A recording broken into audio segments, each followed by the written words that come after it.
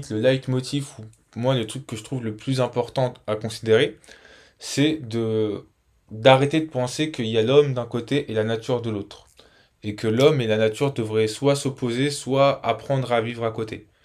En fait, pour moi, mais c'est pas pour moi d'ailleurs, c'est une réalité biologique, l'homme c'est un animal. Donc c'est un animal qui, comme tous les autres animaux, est issu des mêmes procédés évolutifs et, enfin voilà, on dépend tous du même ancêtre commun qui s'appelle Lucas pour ceux qui s'intéressent un peu à l'évolution. Donc on est une espèce animale comme une autre, on est des grands singes.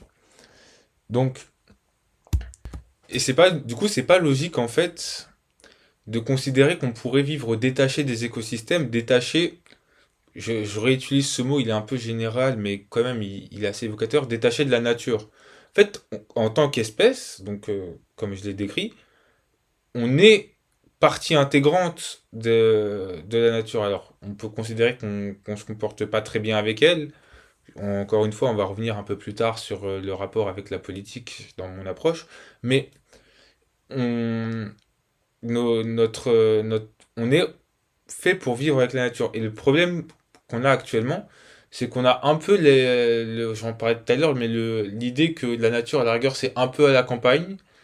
C'est beaucoup à travers les écrans, donc on va voir des photos, des vidéos, ce genre de choses, mais au final, c'est pas dans la vie de tous les jours, en tout cas pas quand on est des citadins.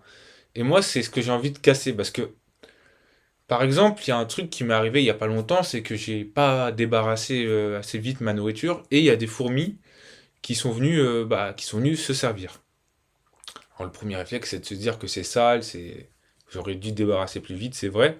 Mais en fait, qu'est-ce que ça montre? Ça montre que moi, mon action en tant qu'humain, de manger et de pas bien débarrasser, bah ça a eu un impact direct sur une colonie de fourmis qui était pas très loin de là, qui est venue manger un peu mes restes. Ça a créé un flux de matière et du coup un flux d'énergie parce que la nourriture c'est de l'énergie et du coup ça a participé à faire vivre l'écosystème. Et en fait, il faut vraiment, je pense, réintégrer cette idée, mais de manière plus forte et pas que quand on oublie de débarrasser l'idée que même en ville, nos actions quotidiennes sont des actions d'espèces dans un écosystème.